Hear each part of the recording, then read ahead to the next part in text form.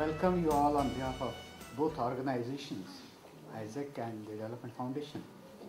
It's something very interesting that this idea about identifying the elements of heritage in development thinking of India emerged in the discussions somewhere. I'm not exactly recollecting the down the line in about last 8-9 months back, and then the similar thinking people were identified and got together to think about where do we go wrong and what is that we have a lot to learn about from the heritage of the country.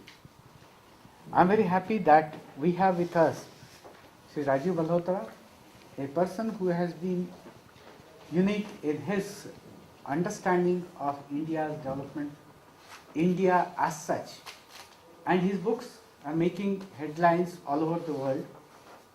We are fortunate to have you, sir, and on behalf of both the organizations, I welcome you.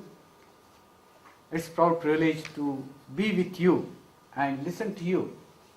In addition to that, we have persons from all the fields, and especially those who have mastered this understanding, but then had no time to write it out. It was only the provocation that led them to write. And I can say that each one here, starting from Vinay Chandra, Professor Narayana, Shankar, Raju, Kumar, this side, Chaitra, Ram Krishnan, Sunil Ray, and all others. It's a pleasure, Mohan, who have joined today. It's a pleasure to be with a group which is so committed and so nice to think about. That it is essential that each one of us have to make our thinking and bring about changes in our thinking process itself. If we do that, probably we may be able to change minuscule of the thinking process in the country. And this particular program, this particular, I don't know whether it's book, it's project, it will be thinking, whatever it is, whatever it culminates into. But what we discuss in the process is something which is changing us inside out and makes us to think about the heritage thinking in this country. Once again, I welcome you all, and I'm sure that you should feel free to express yourself in all respects in whichever area you would like to.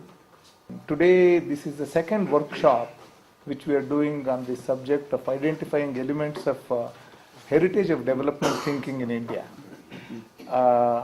I will just briefly mention the purpose of what we are doing here, and also we'll go through what is the deliberation for today. Then we will want Rajiv Malhotra to speak as a keynote speaker for this program today. We thought of this as Professor Deshpande mentioned a few months ago, maybe almost 8-9 months ago. We thought the GDP based growth is actually now taking the whole country the globe, the planet Earth towards a disaster because of the environmental hazards and social and cultural issues we are facing. Therefore, we thought the ancient Indian knowledge systems can be providing some solution, and therefore we thought we should study, we should understand, we should identify the elements of development thinking in the Indian knowledge systems. So that is why we started this process. The purpose is to, next slide. The purpose is basically to work out on a project for reanalyzing the history of ancient Indian civilization, to rediscover the heritage of development thinking in Indian subcontinent, to understand the contemporary utility of such thinking that was embedded in the civilization continuum, to remodel the institutional arrangements of state, family, society, market, and all the institutions of today, and rebuild a meaningful, holistic, and a sustainable development model which is based on our civilizational experience. That is the purpose of the entire exercise here. So several eminent scholars have written papers, and we got those papers, one set of papers presented 3 months ago. Now we have got more themes added, and some people who had presented papers have already revised it. And the idea of each of these is to select some key themes in the development thinking. And what we want is we want to understand the current worldview and what was the Indian systems during the pre-colonial times and what happened during the colonial period, and now what are the impacts subsequent to post-colonial, and now the globalization impacts. And now based on that we have to come out with some alternative suggestions, the principles coming out of the ancient Indian civilizational thinking for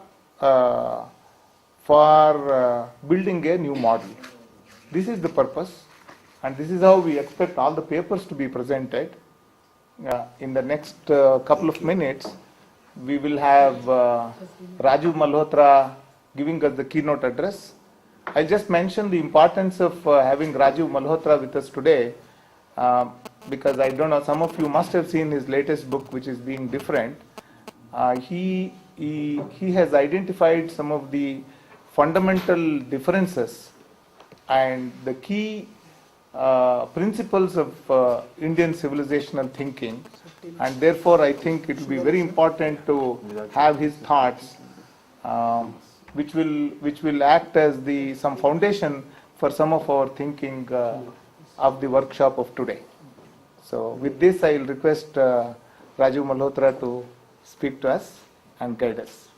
Thank you, both gentlemen and both organizations for organizing this event and for inviting me to get it started.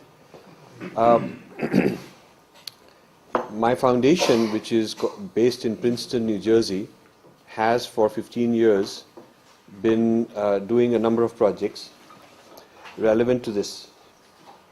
And my own involvement has started 20 years ago.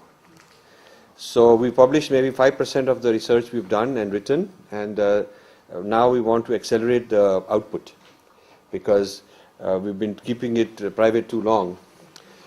Just to give you an example of what's relevant to this, we have a project called History of Indian Science and Technology, which is very important to understand what were the development models for practical things, not philosophy, not religion, not literature and abstract thinking, but practical things like agriculture, medicine, metallurgy, city building, civil engineering, these marine technology. So these are the themes on which we decided we will do one or more volumes each.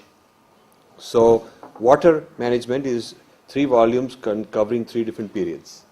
Metallurgy, we have about 4 or 5 volumes. So total we have planned 20 volumes, out of which 9 are done. 9 exist. Unfortunately, the publishing people have not done a great job of spreading knowledge about it and disseminating it. But that would be something you should get a set for yourselves. Okay.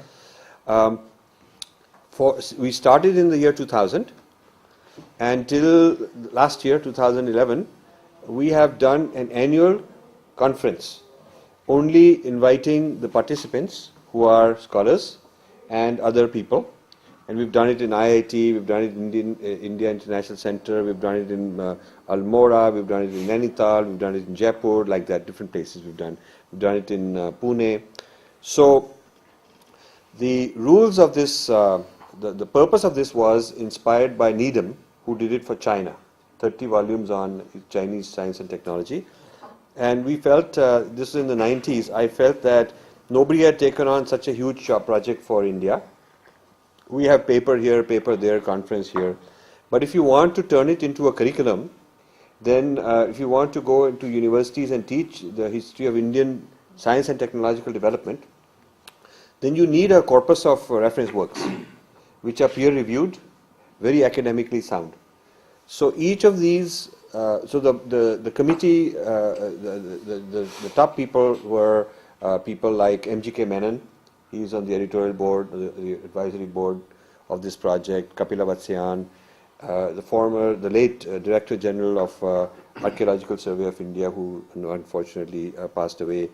A lot of people like that. And we decided some ground rules to prevent quackery, because one of the obstacles we faced is a lot of quackery, a lot of exaggeration, a lot of chauvinism can give the legitimate pursuit a bad name. So if you are searching for diamonds and somebody doesn't know the difference between a diamond and a glass, and he's mixed it all up, then even if you got a real diamond, people will say, "Arey, I don't know, maybe it's glass only." It's like that. We want to keep that purity of our work and not mix it up with quackery. So how to differentiate?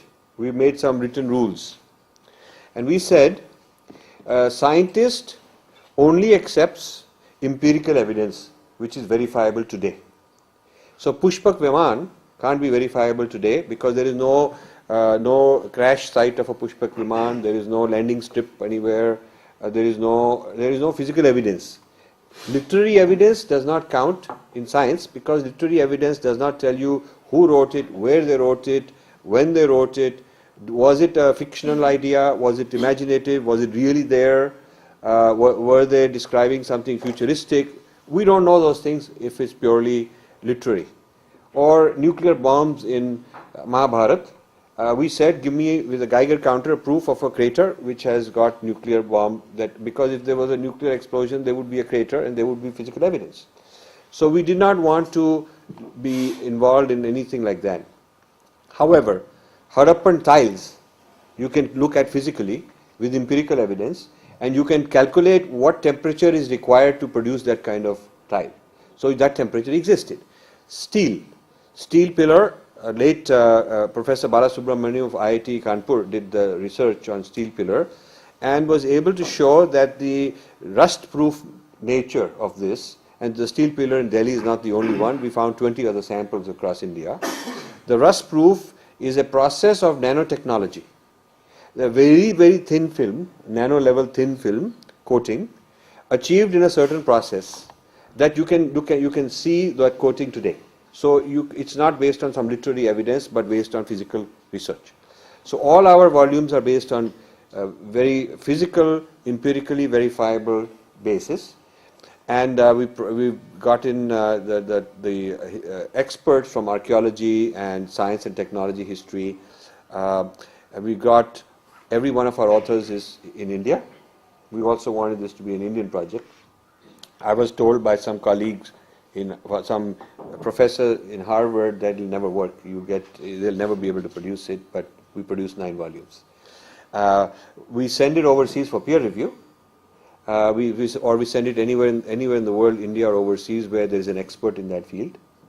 And this whole thing has been going on very systematically. 9 volumes. There's another 4 or 5 in the pipeline, and a total of 20 that are envisioned. So I would love to, anyone who wants to participate, help us out, take over some volumes, whatever, we are very open-minded people in that. So that's an example.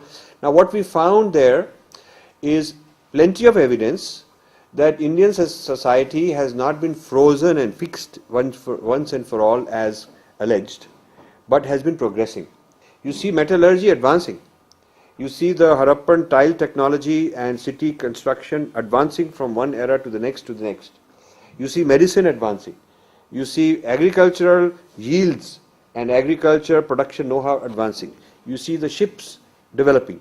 So for you look at century after century, you see that the Indians knew the concept of progress, which is one of the questions that are being raised. Do Indians understand progress?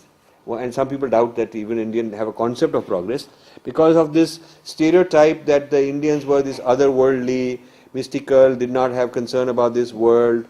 And so Westerners are needed to come and solve problems in this world because Indians want to escape from this world. That is not true. And the reason I did this 20 volumes, committed to doing this, is precisely to argue against the thesis that the Indian civilization makes it something that is not progressive, to give you that empirical basis.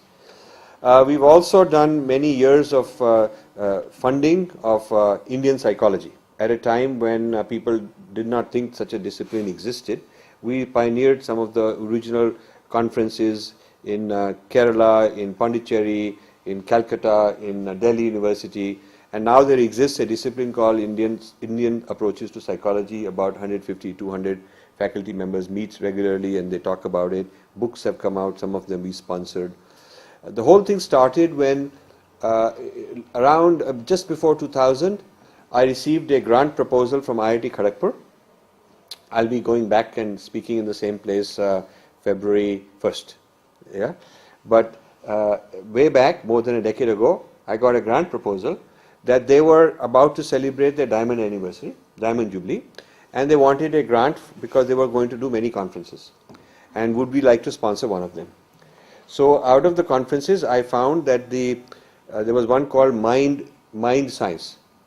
So I said, this is very interesting because I am philosophically oriented and interested in all these models. So I want to sponsor Mind Science.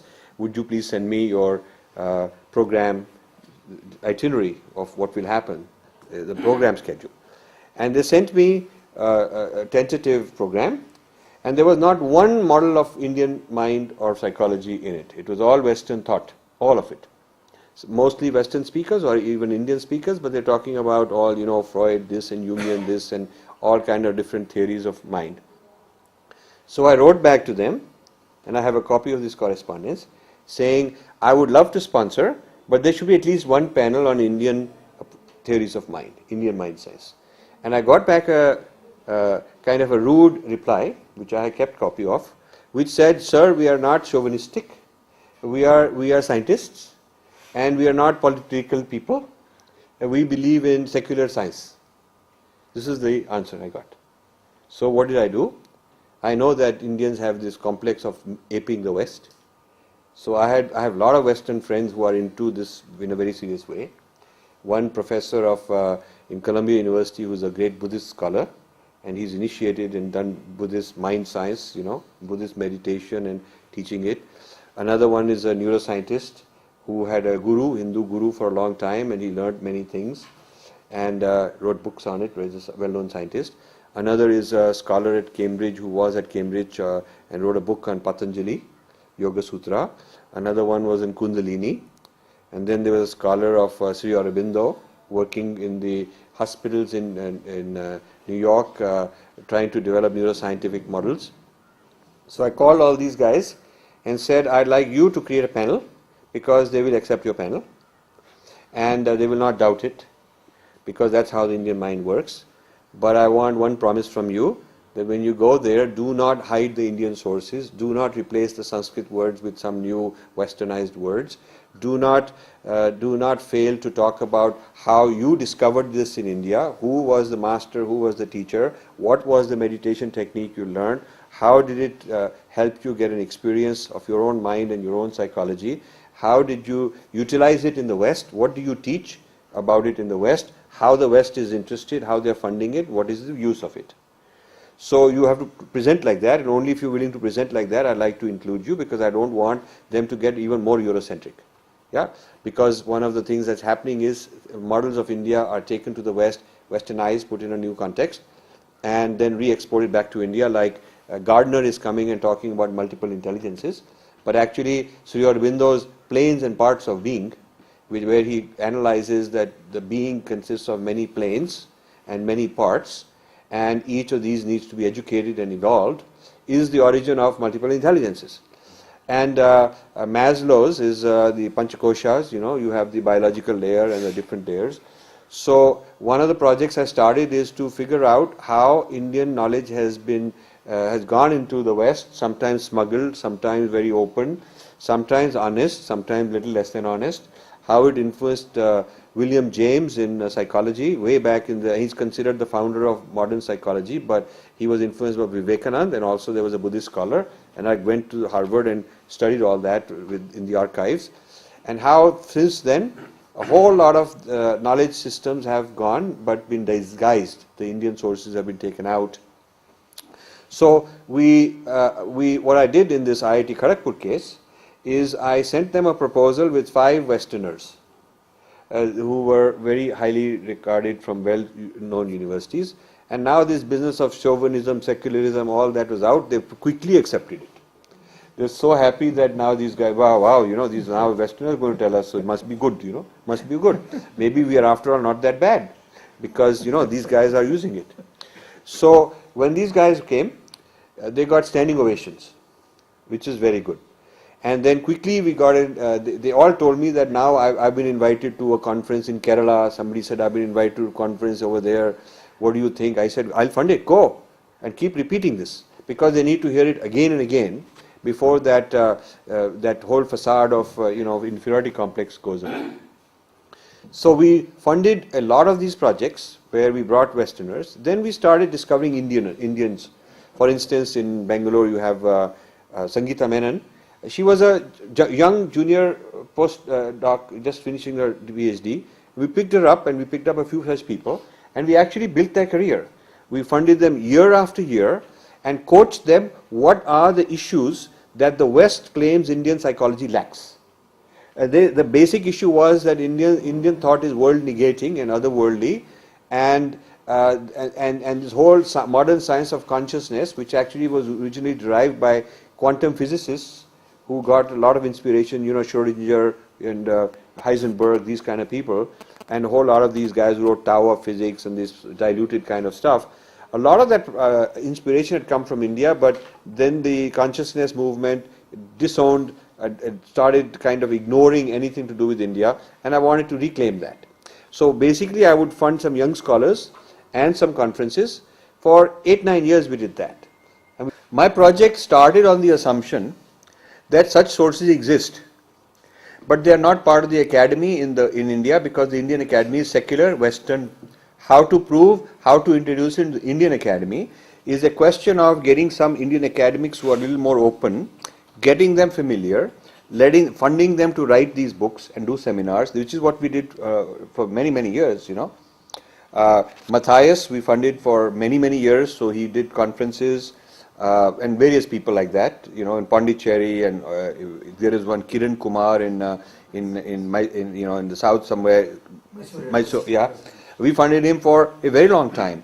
Every time he needed to do a conference, we would be the one funding the whole thing, because we felt that if we give good, bright scholars opportunity, and Sangeeta Menon more than anyone else for a very long time, basically telling her, keep pumping out work on one thing after another on this particular theme, and flying her to various foreign countries, sponsoring her, making her a prominent speaker.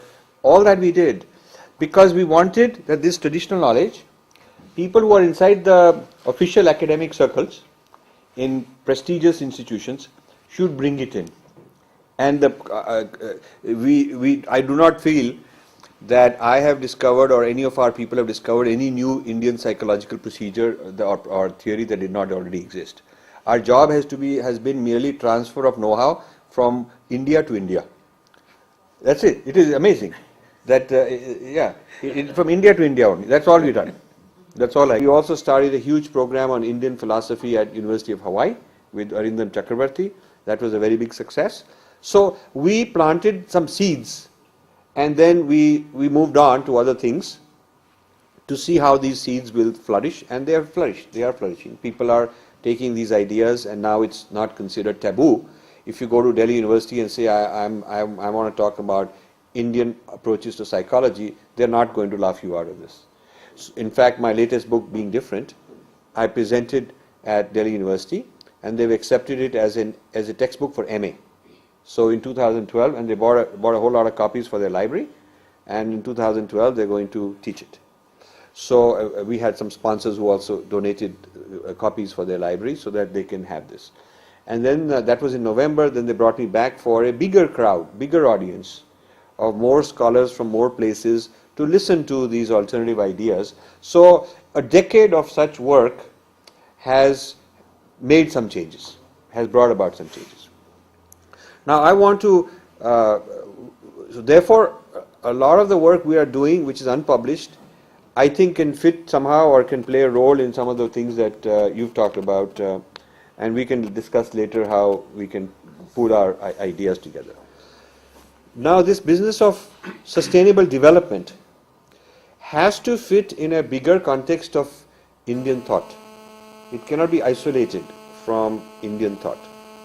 And to give you an idea what I'm talking about, we are currently in an era where development is synonymous with Western models. These are Western models of development. And Westerners have theorized that this is all a product of what is called the Protestant ethic. Max Weber, famous guy, about 100 years ago, wrote this thesis called the Protestant ethic. That is the term he coined. That it was particularly Protestantism, in England and United States, which had certain philosophical ideas, certain worldviews, certain values, without which capitalism and what we now call the free market economy and modern development would not have been possible. That was his thesis. Of course, Chinese argue that there is an alternative called the Confucian ethic. Chinese have started developing the Confucian ethic, and they are saying that their modernity comes not from the Protestant ethic but from the Confucian ethic. So when they are making factories, the style of values and management is more Confucian, but they are able to make the same gadgets and compete against the West. So they are challenging the West's claim of monopoly over modernity and development by saying there is a Chinese model. And Japanese also for years have said that they are not compromising their civilization. They remain as Japanese as ever and became very modern, and all these cameras like this Sony and whatever, all these technologies in every discipline, Japan became a leader without losing its civilizational ethos, and they did not adopt the Protestant ethic social model in order to develop. So we know at least that the East Asian alternative to the Protestant ethic is a viable one for modernity and development because they're actually doing it. So the question I have been asked many times is there an Indian alternative also? And in 2003, I gave a talk at Indian Institute of Sciences, NIAS. There was a talk I gave called Where is India in the Encounter of Civilizations? Basically talking about in the China, US, at that time China was not as prominent, but I predicted it would be. In this different civilizational exchanges and competition going on, is there an Indian position also? And that has then developed into further talks. And this first book is one of 7 volumes I'm doing on this theme, on Indian thought, Indian civilization, and its place in the world, and a comparative between Indian thought and other civilizational models as they apply to practical situations. And the practical situations I'm going to deal with are all kinds of situations, from management and governance and sustainability and so on and so forth, psychological development, consciousness, and all those kind of things. So the primary characteristics of this Protestant ethic, which is called the Western model, is that the world is seen as anthropomorphic, which means human-centric, my-centric. Man was given the world, the earth was made for man's raw material, for man's pleasure. God made the earth for man's pleasure. Whereas our model says that the God manifested as the world, so the cosmos is actually divine. So cosmos is not dead material for me to use and exploit, and development is not turning the raw material into finished things for man's needs, because cosmos has its own rights. It's not that just there are human rights, but there is also ecological rights. The ecosystem has its own rights. The Western idea of environmentalism is very recent. It started in the 60s and 70s when they started running out of raw material, like oil, suddenly oil crisis. And people started talking about limits to growth, and that can we keep growing forever. Buckminster Fuller and all these guys have started, and then other people took it on more seriously. So the Western idea of sustainability and environmentalism is actually human selfish. It says, I'm concerned about the environment because it will affect me adversely if I don't. If the water system is polluted, then the fish will die, my economy will suffer. If the air is polluted, it will create health, again we will suffer. Yeah? If we use too much energy, then we'll run out of energy and we will suffer. So it is not as if it is done for the sake of the environment itself. It is not that the environment is there is a certain consciousness and a certain being that has its own rights. It is that I have rights, and the environment is something I can use, and I better not use it too much or use it incorrectly. It's sort of like my property, and I better look after my property. So it is human-centric and not cosmos-centric. Now, unfortunately, there has been a lot of mimicry by Indians. And I don't want to go into the history of why it happened and all that. We all know that quite well. After independence, it probably accelerated. After independence, the mimicry, the Indians becoming the Gora Saab and taking over the clubs. You go to all the old clubs, the Chelmsford Club and this golf club, and you can see just everybody, it's so artificial. It's like Indians sort of doing the white man's job, I mean, it's sort of silly almost. And it's getting worse because I come from St. Stephen's College, and I must tell you that I'm the odd guy out, because when I go to these meetings and gatherings of my college mates, and they're all into this high-class American living and trying to project that image, I'm the guy who's critiquing it and trying to find alternatives that are Indian models. And they all think I'm strange and weird and something wrong with me, because why am I wasting my time? That's sort of their attitude. So at least sitting in Delhi, I'll tell you, maybe Bangalore is different, but sitting in Delhi, things are actually getting more Eurocentric and more westernized among the Indians. Now, the problem with this is, first, it is not achievable by Indians to become American developed. Because if you look at, we have 1/3 the amount of land, actually less than 1/3 of the amount of land, and more than 3 times the population. So our population density is 10 times. 10 times. So if we want automobile density per 100 population, if we want automobiles in India to be at the level of America, we will need so many cars that India will become a parking lot. This is my prediction. That if you keep developing, then they'll say 6 lanes not enough, we need 12 lanes, then they'll say we need 50 lanes. So then everybody will just sitting there with using it as an air conditioner to sit there, and it'll become like that, It's just a weird thing. How can you have such a huge automobile density? So we have to think like, is this the right model at all? It's a foolish idea to try and mimic them. Maybe we need to put all this money, instead of big highways and a lot of car factories, we need to put it into mass transit, like China is doing, and have 50 cities and say, okay, in 10 years they'll have a metro. And should we put this infrastructure, instead of building very proudly the national highways network, should we build a water grid? If we build a water grid, it's a bottom-up development. It will affect the 500 million people at the lower end of the strata and create a huge food production and bring economy where it is needed, and self-sufficiency, management of our water. So I doubt that this automobile-driven American lifestyle is viable. Second problem with this is it is not scalable. So if 50 million people, like many of the guys I know in Delhi, live that life, some are billionaires, the point is it is not scalable to 2 billion, because there will be 2 billion Indians by the end of the century. That's the prediction now. So if 50 million can achieve something, you have to ask, is it scalable to 2 billion? And if it is not scalable to 2 billion, it will result in social unrest. You will have the haves and the have-nots, and they will not put up with this nonsense that some people are more privileged than others.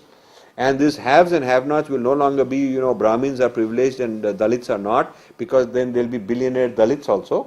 And this will be based on who's got BMWs and fancy cars and who doesn't.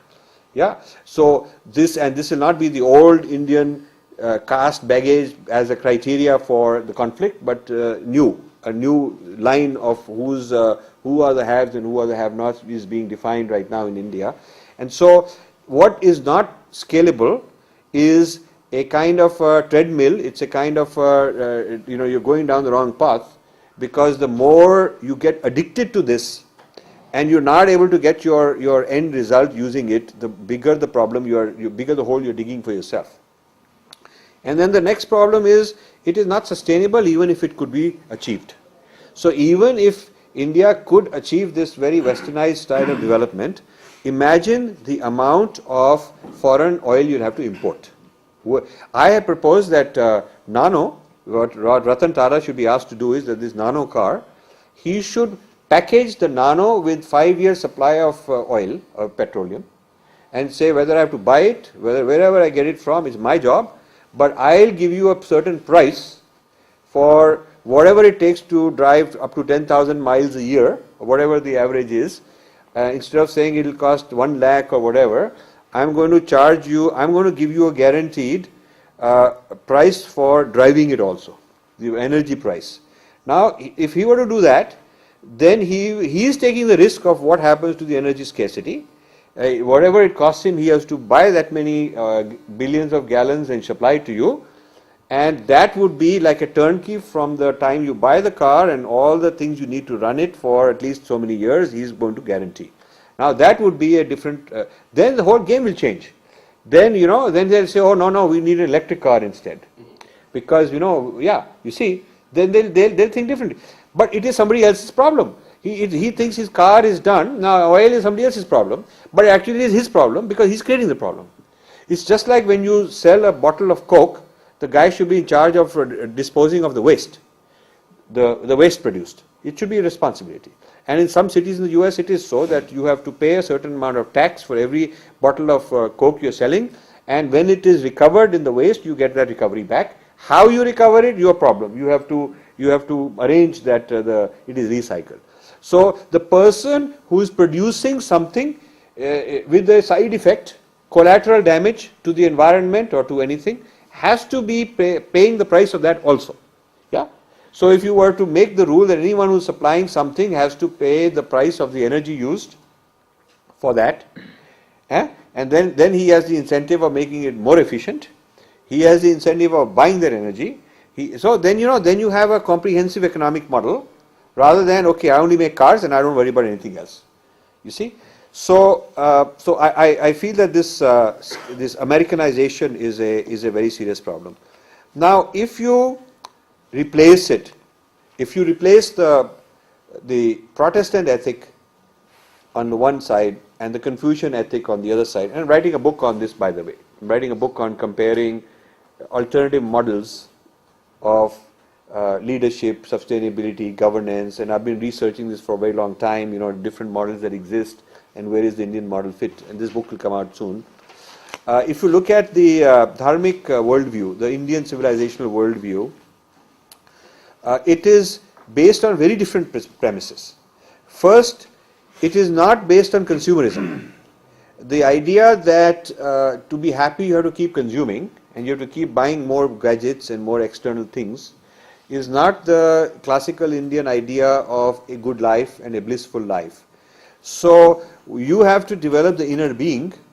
You have to develop the inner being from childhood, a whole new system of education where basically my joy and my bliss is less dependent on external things. So this is a very important part of the development process if you want to use an Indian model.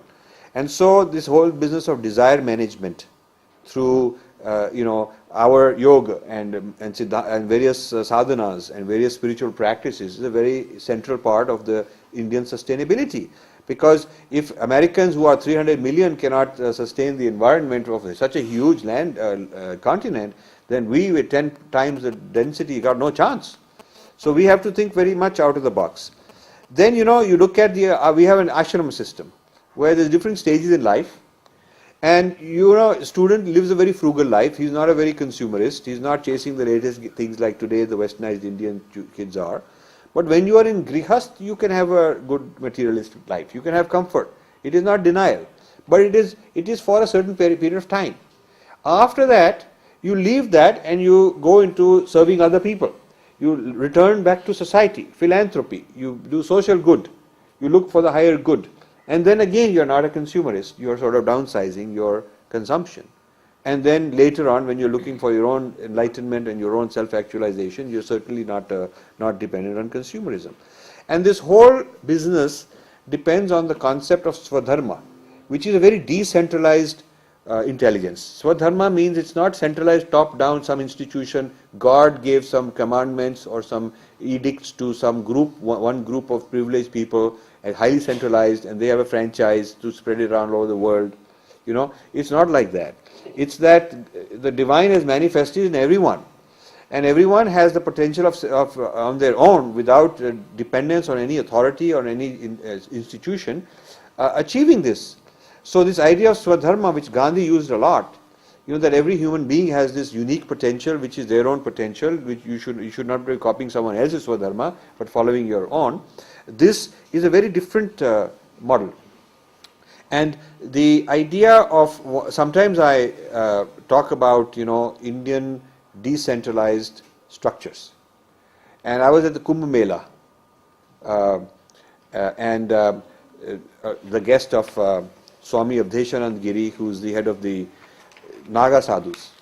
So he had invited me to stay with them. It was a great experience for me to be with this sort of thing. So I went, and that's another story, what all happened. It was very fantastic. But as I was leaving, my taxi is waiting outside, saying my goodbyes to my host, Swami Abdeshanand Giri. So right then there was an American TV crew who were making a documentary on Kumbh Mela. So they were asking him questions, interviewing him. It was being finished. And so Swamiji said, there's this man, Rajiv Malhotra, you should interview him also now, because, he's come from US, maybe he'll tell you also something. So they interviewed me, and they said, we need only 5 minutes of your time. We are taking 5-minute clips from a lot of people for the last month, and we need 5 minutes. But what I said to them turned into a 3-hour interview. And when they showed this on ABC, ABC has a show called Sunday Morning, it's a very popular show. When they showed it, most of their Kumbh Mela documentary was my discussion only. And that's because I told them things which normally Indians don't have the courage to tell them. Most Indians, they had talked to. They had apologized for all this dirt and confusion and chaos and all that. Most Indians they talked to were talking like that. Their question that they had asked everybody was, when we go back to America, we have to explain to Americans what is the meaning of all this chaos. This is the question. So he said, we asked everybody, what is the meaning of all this chaos? So, sir, what do you say? So I gave a very interesting, a different answer from what they were expecting. So I said, the chaos is your mind having cognitive overload, which means you can handle only up to a certain amount. The American mind can handle information up to a certain amount of complexity, a certain amount of diversity, and as long as things are within that, which means they're neat, tidy, linear, predictable, no uncertainty, rules like that, then for you it is order, and your mind is built on order and a certain concept of order.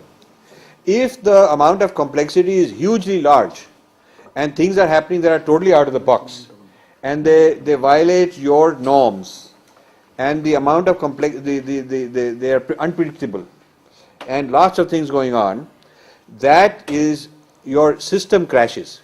You have a system crash because you can't cognize it. You cannot deal with so much. And that state or that fear it is going to happen is what you call chaos. So chaos is your mind. It's your mind's inability to cognize this. So I said, the guy who's taking this bath, this guy who's walking there, this guy who's eating something, this guy who's brushing his teeth, this guy who's doing whatever he's doing, they don't feel chaotic. The participants in this do not feel chaotic. And I did not feel chaotic. I had no sense of chaos doing whatever I did there, which is quite amazing stuff that I experienced. But when you come in, you are looking for something, you are projecting that expectation, and this doesn't fit it, so you're calling it chaos. So then they're very interested. They wanted to know, why are we like that? He's a smart guy, he was. So I told him the whole history of the West, which I've written in this book also, the chapter 3 is called Order and Chaos. That's the title of chapter 3. And it explains, and this Manthan, which is in the cover of the book, is also order chaos kind of interaction between the two to create. So this business is a very Indian characteristic of decentralized organizations. In the Kumbh Mela, I told him, I said, this keeps happening every year, every so often, based on some astronomical things that all these people find all over the country. They come in their tents and they set up their stuff and they all do this, and then they dismantle their townships and go back, and then again after so many years they come. And you know, there's no event manager. I told him, there's no event manager. He said, oh really? There's no event manager. There's no headquarters. There's no schedule like you have given a schedule of what will happen here. There's nobody who's organized that, okay, then you will do this, you will do that. Everybody does what they want to do. So this is a very amazing thing for Western construct of what is a development, you know.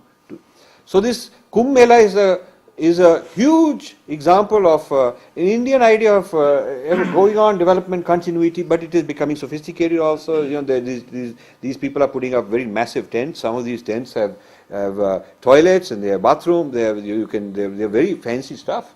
In fact, I checked out of the hotel to live in that because it's more comfortable. So some of the tents are actually more comfortable. So the Indian idea, the Indian ethos is based on a metaphysics of the cosmology of the universe, and that metaphysics and cosmology of the universe is premised on decentralization of intelligence. And the West is premised on centralization of intelligence, because the universe is nothing but is dead matter that somehow through molecules, magic of molecules begin to have life, and then God sort of creates it and so on. So the idea of this, trees don't have souls, animals don't have souls. You see, it's very different from our idea that when we say Vasudeva Kutumbakam, we also include those guys. It's not just human beings, by the way. Vasudeva is not only human beings, it is also all these things. So it's a very different idea. So this so decentralized, so complex, and worlds within worlds within worlds, so many contexts that exists, is very alien to the Western mind, which is simple. God runs the world with 10 commandments. Now, I don't think you could run your institution with only 10 rules. Nobody can run such a complex thing with just few rules. I mean, come on, this has to be very complex rather than that. And also empowers a particular organization or a particular group, so institution, to take this frozen fixed knowledge and spread it all over the world. Exclusive franchise. Exclusive. What a big deal. You got an exclusive franchise. So you go around saying, I got the franchise. You don't. That's how it is. So there's a power structure there. So we also kept our Shrutis and Smritis separate. So the Shruti can keep developing. We are not frozen and fixed in a book. You see, not one canon, one critical edition.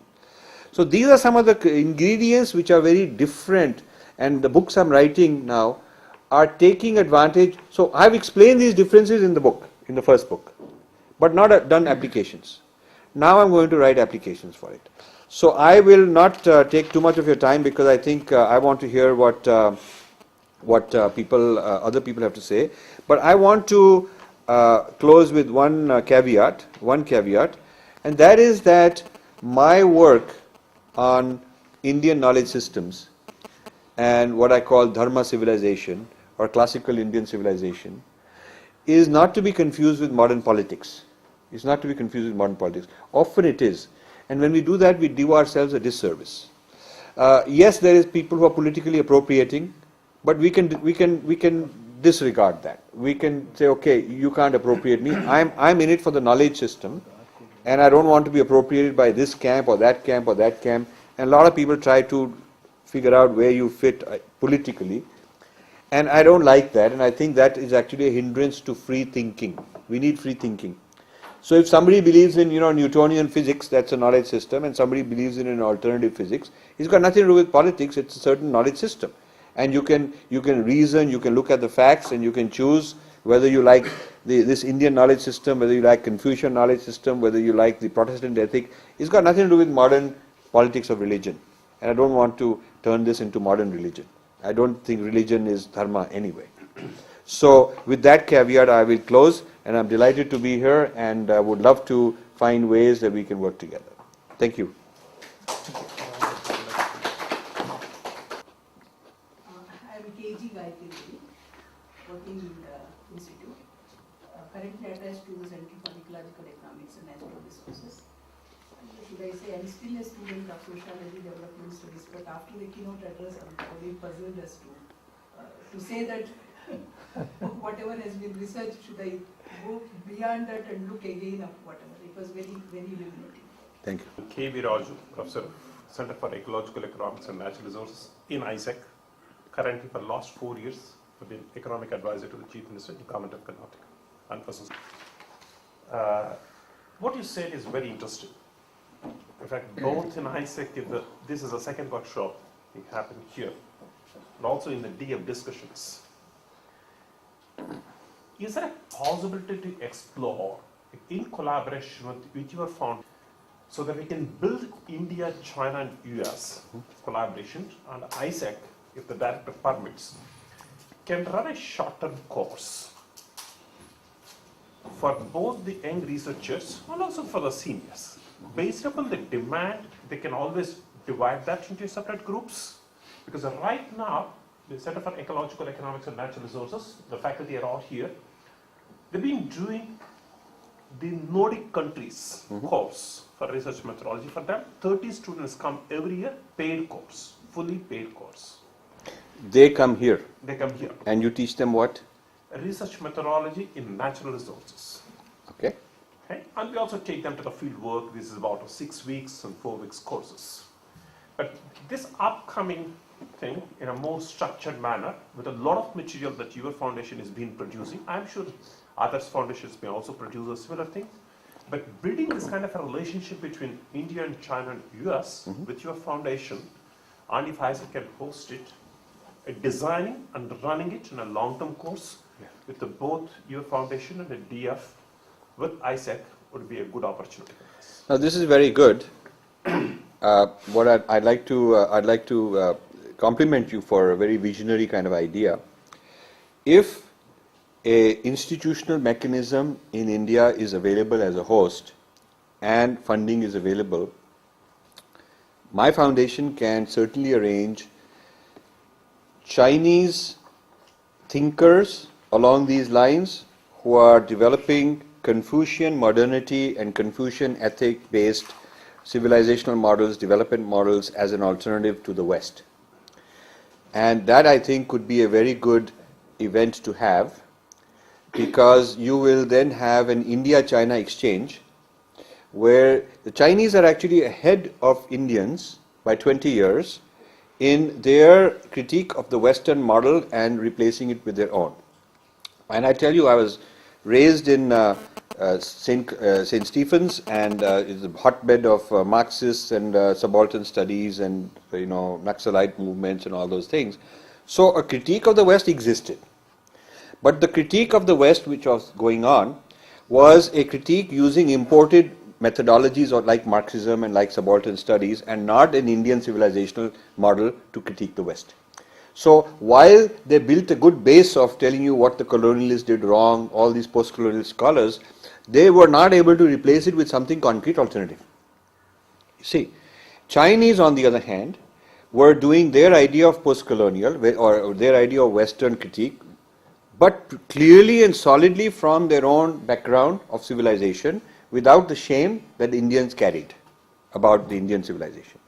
And I used to point this out in the 1980s, nobody was willing to listen, and in the 1990s, that China's approach to asserting itself is not only on the material plane of economic development and industry and all that, but also on a civilizational plane of rediscovering and taking on the West as an equal. And India will be left behind, because India's relationship to the West either is the one extreme where we accept them as the boss and the superior, or at the other extreme where we knock them down, but not from a very authentic study of our own point of view. It's a knockdown from a very kind of kind of reaction and cynicism point of view. And the Chinese are, every time I would discuss with a Chinese scholar who says this is an idea of the West, Chinese, for them to study Protestant ethic very systematically from the point of view of Confucian ethic is a remarkable achievement. Nobody here did that. Nobody here said what would be such and such scholars' critique of Western development, such and such Indian scholar, such and such Indian scholar. All these postmodernists are disconnected from their own roots. and you know, they're just sort of, they're products of Western imported ideas. So their critique of the West in post-colonial studies is a kind of West self-critique being replicated by Indians, parroted by Indians. It's not original, nothing original in there. So I think a very good step would be if all the other things can be arranged here, and my job is to get to work on what the program should be and to find the right kind of experts. There are some pretty well-known, pretty good people I know who would be happy to come in, and they are also looking for an interaction with Indians. Chinese are actually quite interested in an interaction with Indians. Indians have not done that, but they're quite interested. So if you are interested as ISEC, send me a note. If there are, but if you know, I can arrange that end of it. But all the stuff here, you know, we need a good host organization. I think a month or two back, I happened to give a CD containing nearly 150 200 documents. Yeah. One of the documents in that is a huge book on ancient India's contributions on chemistry. If a chemistry process is described in a text, then the modern empirical methodology can be applied to validate it. If we can reproduce the text, reproduce the process, and get the result predicted, then we can say that whoever wrote that text knew about chemistry, that particular chemistry. And then that kind of a thing belongs in our empirical research methodology. Correct. In the case of aeronautics, if we neither have a actual sample of that plane available today, nor has anybody tried to replicate and make a plane in accordance with the recipe, the aeronautical theory, make a plane according with it, try and fly it, and see if it produces that velocity and all those properties which were produced. In other words, verifiability has to be there. And so scientific method requires verifiability. Now, when I started this project, I wanted to, first 20 volumes, like a pyramid foundation, have to be impeccable beyond refutation. So I said we'll only go with things that we can verify. And we know there is much more knowledge, but we have to do work to verify it. We still have to do work to verify it. And I fully believe funding should be there to verify those things. But until we have verified it, we are not prepared to make the claim, otherwise we get discredited. So we have to say that the level of credibility goes from absolutely solid proof to plausible and likely to speculative but still worth pursuing to we don't know. It has to be all across. So this is my answer there. Thank you for your excellent presentation. What I was saying is that, like you mentioned, that in the St. Stephen's College, where everybody, the present model of development is the Western model of development, and it is also this model is being projected and being accepted at an accelerated growth, rate of acceptance by people. In that situation, how do we put a halt to it, or how do we start containing this? Otherwise, we have to wait for a very long period when all the resources are over, everything. So, what is the best way? Because the system, people are coming through a system of education. No, I will answer that. So, the question is a very important question, because the other side, which is accelerating the Western model, has been working at it for a very long time, and they have the backing of all kind of big Western authorities and funding and whatnot, and the prestige associated with it. So we are just sort of at the drawing board starting. So by the time we get somewhere, it may be over. So this means you have to have aggressive intervention, surgical intervention. Doctor has to say the disease is at an advanced stage, and just eating vitamins is not going to work. I have to do some surgery. I have to get involved. So my surgical intervention is an intellectual intervention, but of a very dramatic provocation. I will tell you what it is. I am developing something I call the U-turn theory, which some of you have heard of. U-turn theory says that the Westerners go through an intellectual U-turn, which goes through 5 stages. Stage 1, They come to India and they learn a lot. They get initiated, they put on Indian clothes, they have Indian name, they live somewhere, and they become more Indian than most Indians are. And some of them stay there. A lot of such people are in Auroville. Some move on to stage 2, where they remove the Indian context, generic knowledge. They say it's found everywhere. There's nothing Indian about it. So why do I have to reference any Indian source? And it is found everywhere. Or they say it is my own original knowledge. And I've tracked a lot of Westerners who are doing this in various disciplines and for the last 150 years. And I've been doing this research on the U-turn theory. This will be my 6 more volumes coming after this, is on this particular thing. The appropriation of Indian knowledge, recharacterizing it as West, removing the Indian sources. And I've done by discipline. There are several disciplines in which this is happening. Each discipline will be separate volume. Anybody want to help me, please help me, because I have so much material. I want to get these books out, and those who are interested should contact me, and I would love to work together. So then the third stage, either the same Westerner or his followers. Sometimes it's not Jung who went into these stages, but Jung went up to a point, and then his followers went further. So the third stage is when it is Westernized. Now it is no longer generic universal knowledge. Now they'll trace it back to Plato or Kant or Wittgenstein or Derrida or some linguist or mathematician, or some Western source is created. So the Indian source is removed, and in stage 2, and in stage 3 Western source is created. Now it becomes part of Western history. It becomes part of Western history. And stage 4 is that the Indian source is sometimes denigrated. That is something inferior, something primitive, it was deficient. So actually a part of Western history is better. Making it part of Western history is better because it was not going to be progressive and advanced and all that as part of Indian trajectory. And then the worst thing is stage 5. This knowledge is then re-exported to India. So Gardner U-turning and re-exporting his multiple intelligences is a living example, because he's speaking at Infosys nowadays. Now, the interesting thing is that just like I went to IIT Kharagpur and I could get 5 white guys to talk about Indian psychology, and they were very happy to have that, but I could not say that, I could not go to some traditional matha and have them give a lecture on Indian psychology. They would never accept it. Same way, I'm sure if I went to Infosys and I said, we'll get an expert from Sri Aurobindo to talk about planes and parts of being and its application to multiple intelligences and integral education, they'll say, no, we are secular and all that. They'll talk like that. Yeah. So now the way I intend to play a role, this is to answer your question, is when I confront the Indians that this great knowledge that you have of Gardner is Sri Aurobindo knowledge, it shocks them. They can't believe it, because they become so invested in that. They become so invested that this is part of their Western identity, the Westernized identity that Indians have. Indians are trying to mimic the West, and they feel that they're on a certain project. And here comes this guy who slides the rug from under their feet and says that, no, you're not really becoming Westernized, because this is actually part of your own heritage that you've forgotten.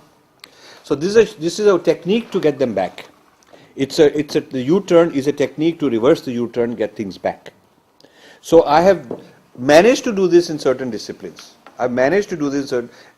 For instance, one of my volumes, which I want to do very soon, will be on psychology, the whole history of Western psychology and the Indian influences in it. In order to inject a further boost into the Indian psychology movement, that you are Westernizing rapidly, but you should actually take this knowledge and reconnect it back to your source, because that is where the Westerner got it from. And if you reconnect it back to the roots, you can actually take it further. You should be teaching him rather than him teaching you. So this re-empowerment of Indians has to be done discipline by discipline. You see, this can be done in many disciplines where the traditional Indian knowledge has not been sufficiently understood. So the Westerners got one dose of it, and to them it's enough, and they made a big career out of it. But there's many more things to discover. So by doing this U-turn theory, I'm identifying the 10, 15, 20 major areas of Western civilization which actually are Indian. You see, like linguistics. the whole origin of linguistics.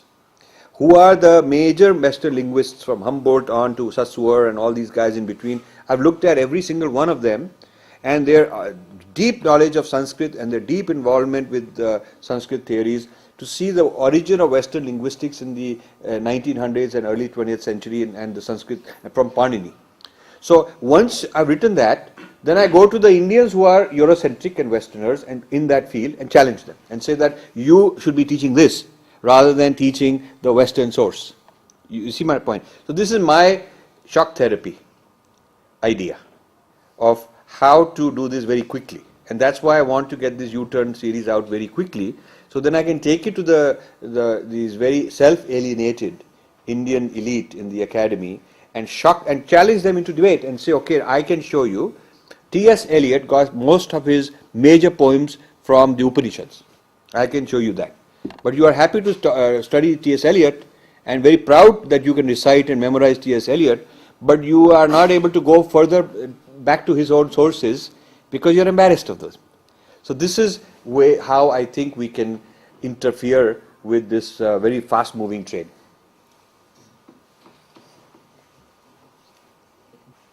As you were mentioning about Howard Gardner, next month we are planning a 2-day workshop based on Natya Shastra, psychological aspects or insights from Natya Shastra, where in the second circular that we have circulated, we have mentioned that Professor Bharat Gupta will demonstrate how the multiple intelligent concept has been taken from Natya Shastra, where we have Angika, Satvika, Arya and all these things. So that's one. And the question is, intellectually fine, we agree that we had a developmental model and it was sustainable, if at all it existed. But isn't it that it's like seeing is believing? Can we experiment in a place where we can know that this actually can work, an operational model, maybe on a small scale or anything, and then see that it is scalable and it can be extended? Are there some experiments going on in this direction, or is it too early to? No, I will answer that also. So this is in Jain University? Jain University. What's your name? Vinay Chandra. Vinay Chandra. This is very good. Can you get me a copy of that, what is done? Sure. Yeah? I think you know Bharat Gupta. I know Bharat Gupta, Yeah, he's coming over to Bangalore, 13th and 14th of February. but I won't be here.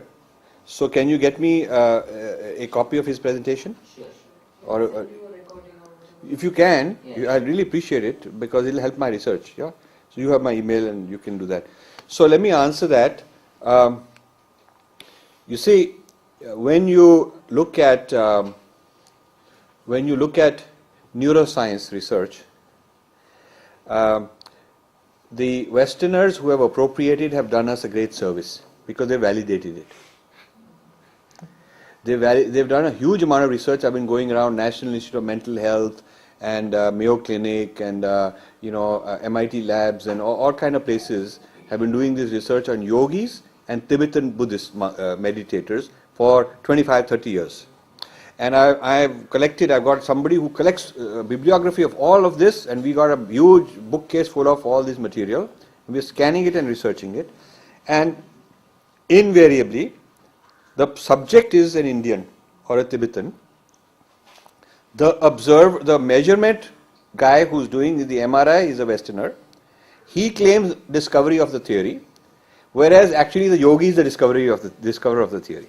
If you think about it, it's like what I tell them is like it's like somebody runs a 100-meter dash and he's the fastest runner, and the medal goes to the guy with the stopwatch who measured it. I mean, it's silly like that. It's like that. So when these guys say I discovered it, I raise my hand and I get a lot of notoriety for that. I get hit with all kind of people, but you have to be courageous, So I raise my hand. I say that the person who achieved that state of consciousness which is in your MRI, he should be given this prize. He should be the author of this paper, at least a co-author of this paper. His name is not even mentioned. He's called a subject. That's what he's called, subject. It's a very insulting thing. You mean the yogi, who is a highly accomplished guy, is become a subject of some guy with a machine who can measure it and get some paper out of it. So how to get back our revenge is very honest, very straightforward.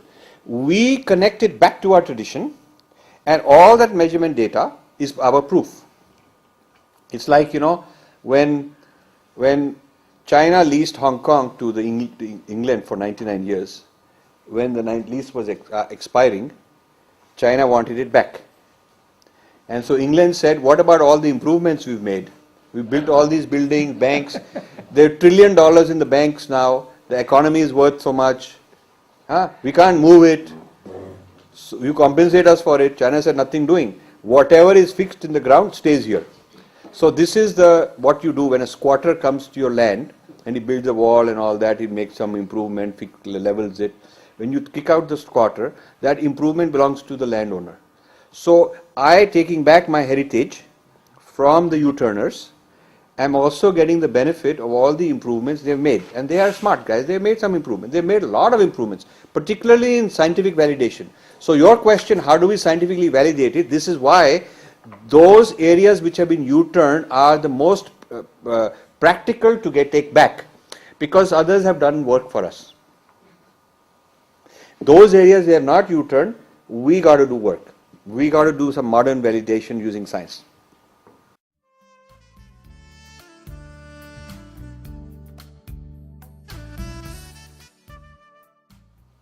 Those areas they have not U-turned, we got to do work.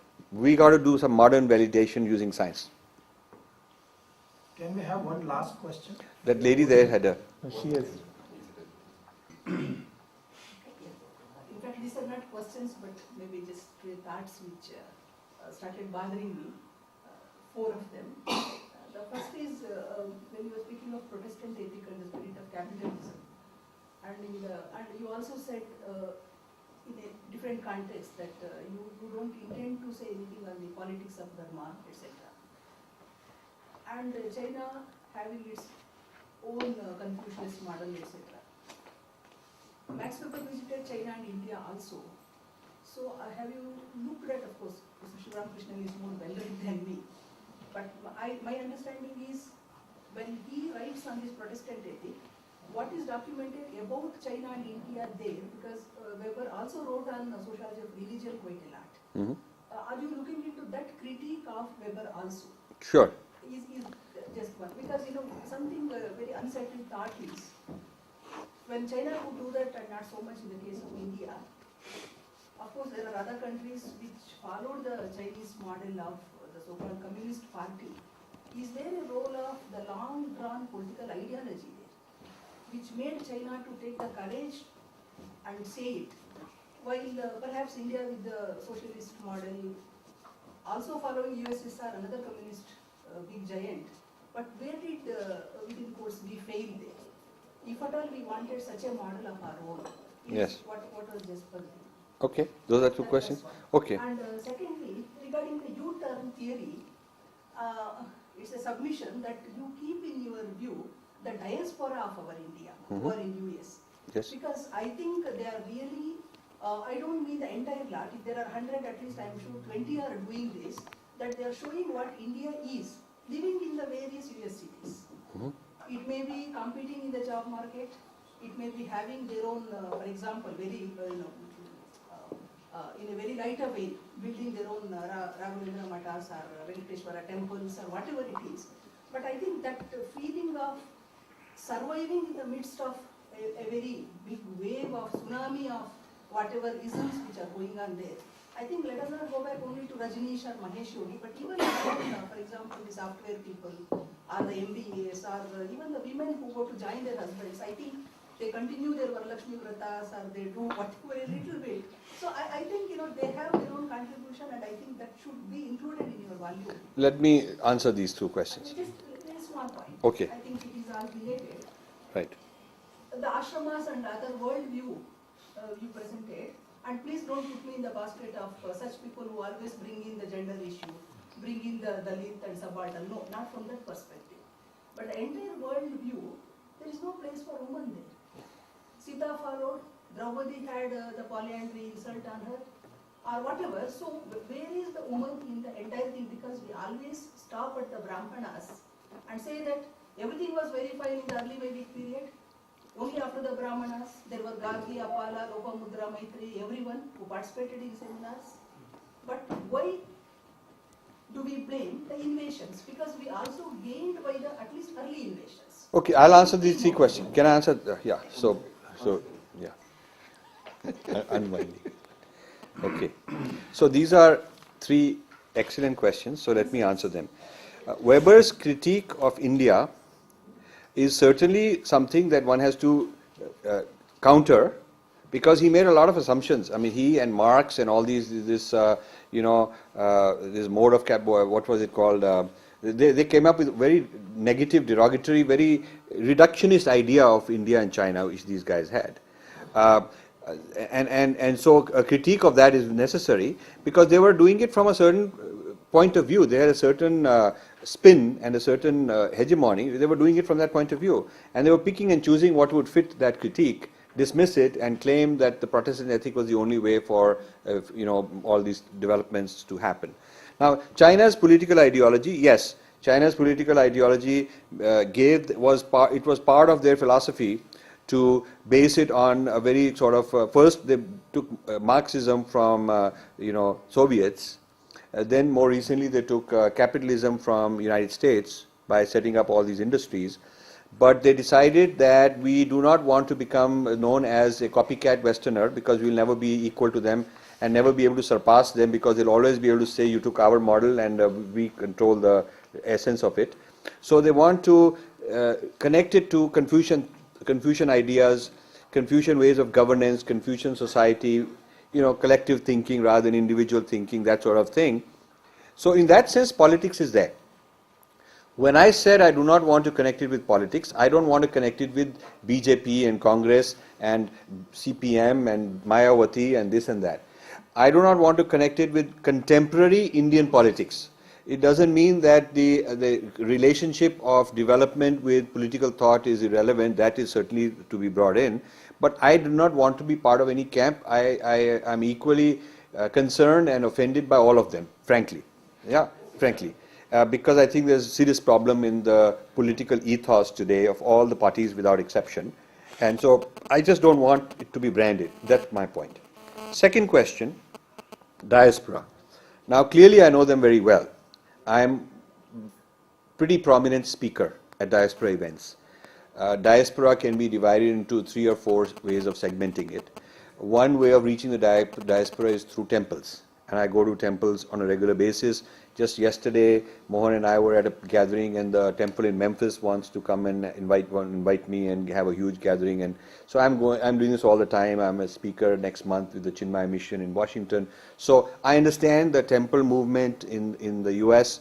The second classification of diaspora is through region of India. So there is a Telugu association, there's a Tamil association, there's a Rajasthan association, there's a Bengali association, Gujarati association. And I've gone and spoken in a lot of these. So I've gone to the Telugu and I've gone to the Rajasthan, like that, Bengali, I've spoken there. So I understand that movement also. They're trying to preserve a certain language-based culture of a region very nicely. The third diaspora, this way of segmenting the diaspora and channel to reaching them is professional. So Indian physicians have a big organization. Indian hotel owners have a big organization.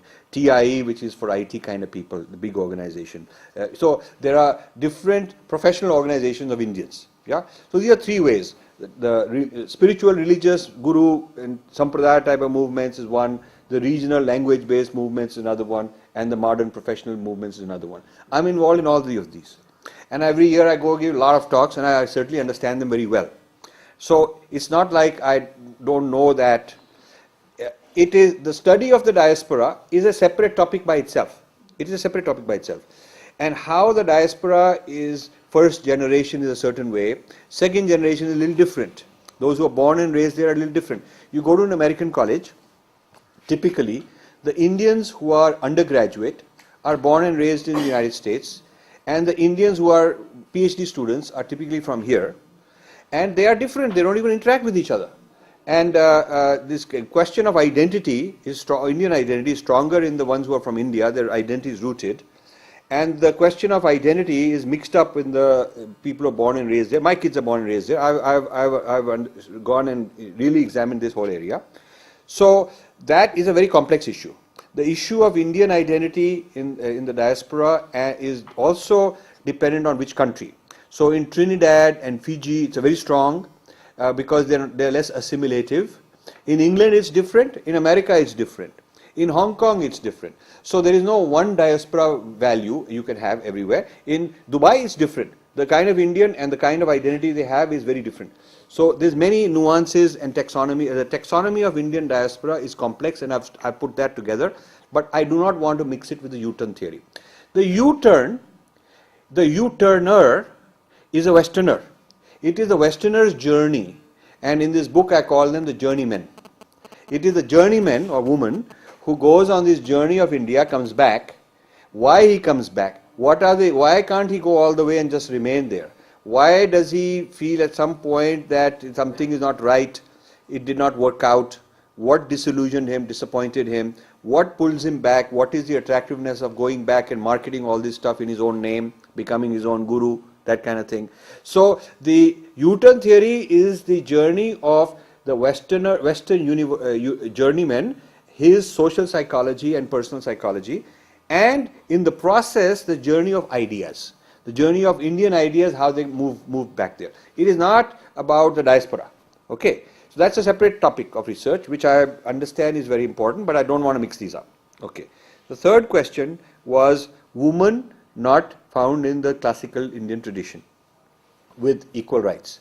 Now when I say, and I agree with that, when I say that we are trying to look at what are the civilizational resources, like Western civilizational resources in the Protestant ethic, like Confucian civilizational resources, and like our civilizational resources, none of these as starting point is perfect. The Protestant ethic also got all these same problems. They also have the same problem, whether it's women, slavery, genocide of Native Americans, all kind of things they've done. Confucians also agree, but the point is they all want to modernize from a certain starting point. So it's not that during the time of Confucian everything was perfect and China wants to go back to live like Confucian. Not so. They want to be modern and have modern amenities and modern technology and modern society.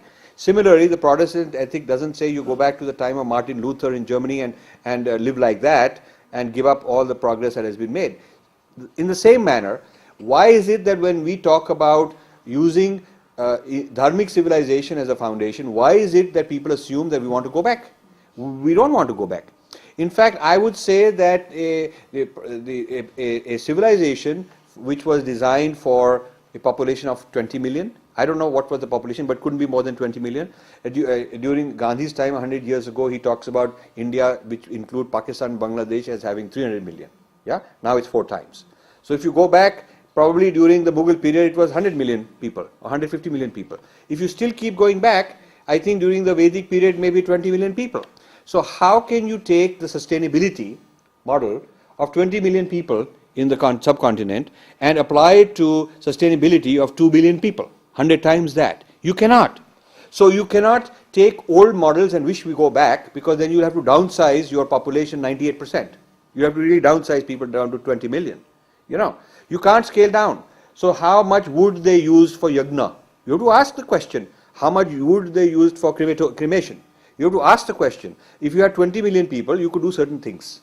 Can you do all those things without deforestation when you have 2 billion people? These are important questions to ask. And we should be courageous, and it doesn't mean that we have doubt in our dharma. The dharma is a foundation on which we are building up the future, and we have to see what will take forward and what we have to leave behind.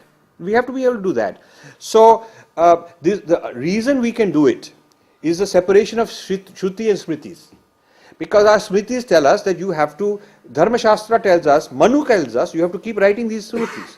So nothing un-Hindu or undharmic or whatever term you prefer about a position which says that we ought to not just continue living like they used to. So if they had problem with women, we do not have to have problem with women. We can say, okay, to heck with that, we write new Smritis. We discard Manu Smriti, or we discard the kind of shlokas which are not right, and we move on. I was invited to a world conference at Cornell University, wanted to organize with our funding on religious harmony and religious conflict. And it was going to happen 5 years later. The discussion started in 95. It was going to happen in the millennium year 2000. And they wanted to come up with resolutions on why there is religious conflict. Yeah, and the idea was their idea, which I didn't agree with. Their idea was that you blame somebody who's committing violence against your religion. You blame each other. You know, that doesn't solve anything. So I said to them that we have 5 years, and what I'd like to do in the planning period is I'd like to sponsor that you get a team of postdocs who are from different religious backgrounds, and this small group will look at the primary texts of every religion in the world, major religion, and highlight things which are offensive. So anything about infidels, kafirs, slaves, Shudras, women, anything which is offensive by today's standards, it will be highlighted. And then we should have several days of panels with all the world leaders, taking them to task and saying, okay, what are you going to do about your own religion with these kind of points? Yeah? And so I said that. I thought I'd made a very interesting point. This lady, I've forgotten her name, Mary Jane something, her name. She was very interested in that. She thought this is a very clever idea. Then a few days later she called me very worried. She says, no, some of these religions I can't name to you. They're very angry for me suggesting this because they're saying, how dare you tamper with our texts. So texts are frozen. You can't tamper with the texts. So I said, tell them, we are not asking the resolution to delete those. We are saying that they will not be taught in today's context. We are not changing God's words, if that's what bothers them. We are saying that the highlighted portions, because they're offensive today, will not be taught. That's all we are saying. So she went back to them and said, not acceptable. So we withdrew our funding, because I felt that if it would be a facade to have a gathering of religious people in some kind of inter-religious dialogue where it's all about everybody blaming somebody but not willing to do anything to their own problem. Yeah? Now, as a Hindu, I had no problem saying that I will say that certain aspects of Manusmriti which are offensive we will not teach. I have no problem with them. But I would only put that offer on the table on mutual grounds. They have to do the same. You see, sometimes in a game of chess, you go and you put your queen and you say, okay, this queen will be killed, but in the process, this guy will be checkmated. That sometimes you have to make a move like that. You have to make a move where you offer. So I offered that any text that is from my tradition, which is offensive to some class of humanity, I will take a stand, and I'm sure I can convince many of people of our tradition that we ought to deactivate teaching these verses. But I will only do it if the people of other religions are willing to subject their text to the same scrutiny and same due diligence, but they were not willing to do that. So our tradition has a stronger foundation because Smritis are separate. Smritis, it is not blasphemy to change Smritis. It is not blasphemy to critique Manusmriti like it is blasphemy to critique certain texts of certain religions. So I would not suggest that we are locked into a box, because we are not. The thing is, lack of Indian strategic thinking, especially the past 300 or 600 or 800 or 1000 years, which kind of brought us to the state of affairs, and the lack of continuity in the evolution of thought. Yes. Evolution of thought. Yes. And the way we adapt, like Smritis get adapted over a period of time. Right. That continuity is also lost. Yes. These two things I think you should Please, touch okay. upon, and that will be really nice. Okay, then we'll close. So, this is a good question. Loss of Indian strategic thinking, because I noticed this to be the case that, I went to the World Sanskrit Congress in Delhi, and there were like 1200 to 1500 top Sanskrit scholars from India and a couple hundred from the United States, Europe, all over the world, including Japan and Russia and all that. And I found that the Sanskrit, our traditional scholars stopped doing Purva Paksha of the other. The Purva Paksha of the West has not been done. Whereas what we ought to do, what I'm doing in my own way to the best of my abilities, is gazing at the West as an Indian. I'm doing kind of a Purva Paksha of the West. And traditionally it has been our strength that we did Purva Paksha of other thoughts, other schools of thought. That was how we learned. We learned by saying, I'll talk to you about, understand how you're thinking, I'll give you a reply, you do the same to me. So the Purva Paksha and the Siddhanta, all that stuff. But there hasn't been a Sanskrit university or a traditional university where there is a very deep critique of Western thought, Western enlightenment, biblical thought, postmodernism, post-structuralism. Nobody has done that. I am trying to do that, but single-handedly I can do that only so much. So I think one reason for this lack of strategic thinking is strategic thinking requires doing what Krishna does in the Kurukshetra, which is he does a analysis of the strengths and weaknesses of everybody. This guy is like that guy is like that. He is doing strategic thinking. He is doing a kind of market analysis of who's who are the players, how is the Kurukshetra. We haven't had our people do that for some time. Now, whether it is arrogance that we just became very complacent, it's not about, we shouldn't blame others because this is a point we should blame ourselves. Why did our mathas, why did the Shankaracharya Matha not produce volume after volume on Hegelian thought and this Western Enlightenment thought and a response to Voltaire and a response to Mark Twain's thought or structuralism and whatnot? Why didn't they have a whole cell? Now, this was going on in China. China, they were translating Western thought into Mandarin. The Chinese scholars were being sponsored to translate Western thought into Mandarin so that the Mandarin traditionalists could study it and keep giving response to it and inoculate the Chinese population from being colonized. If our mathas and other traditional guys had been studying Western thought all the time and building antidotes to it, which is what I'm trying to do, and that requires an interfaith encounter. So I can build antidotes to it and educate our people. But it is happening right now very late. If we had been doing it for 300 years, we would not have created the Brown Sahibs, we would not have created all this, the St. Stephen syndrome and all these elite westernized syndrome, because we would have been raising people saying, okay, they will say this to you, but here is how you should think about it. You see how to respond. That's one. Second, I think, is a fault of others, or let's say not fault, but they did it for their own reasons. It made sense for them, and we fell prey to that. And that is the strategic thinking of India's relations was not controlled out of India but out of London. International relations of India were controlled out of London always, and it was not controlled out of here. So even now our foreign ministry, they react. They do not have a very deep study of, we do not have area studies. We do not have a culture of, my daughter is in doing her MA in New York University on international relations. And so I read all her books and all that. And I find how deep is the US government investment and think tanks and churches in investing in research on every area of the world, every kind of lineage, every history, what they're doing today, who's who. They're mapping the world ideologically and politically in a very great detail, so that they have a map and they can strategize with that knowledge. Because like from the business world, you need to analyze all the players in the marketplace in order to have a strategy. You can't have a strategic thinking in a vacuum. You need to know who's who and what they're up to.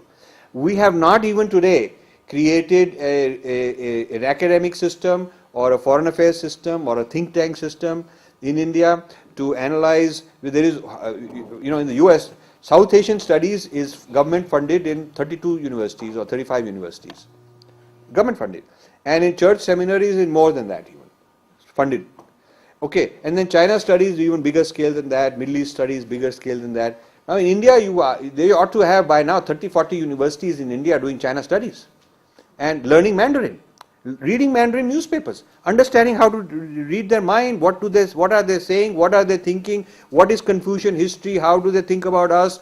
There should be 30-40 universities doing Pakistan studies, some doing Bangladesh studies. Like that we should have had by now, because we are so ignorant about all this. I was in a gathering where in Delhi, where the discussion came on whether Tibetan language should be classified in the Sanskrit family or in the Chinese family of languages. Yeah, that's a discussion. Now Tibetan was developed highly modeled on Sanskrit. The script is not, but the language, grammar, structure is. That is why from Tibetan you can translate back to Sanskrit very quickly. The discussion came, and there were, like most discussions, two sides. So the final decision was, let's call University of Chicago and get the answer. That is the final answer. Okay? So this is the state of strategic thinking about ourselves. Let me say one thing. This we have a Sri Lanka problem. See, the Tamil problem there. Could you believe there is not one professor in India who knows Sinhalese and who can translate perhaps if there is a document that is made available to you in Sinhalese, there won't be anyone in the whole of Tamil Nadu who can read and understand what the hell is being said there. Yeah. This is our great interest in Sri Lanka, Yeah. our involvement. Yes, very good example. You have to go to, again, an American professor. Yeah. You see, understand what is being said in Sinhalese. Yeah.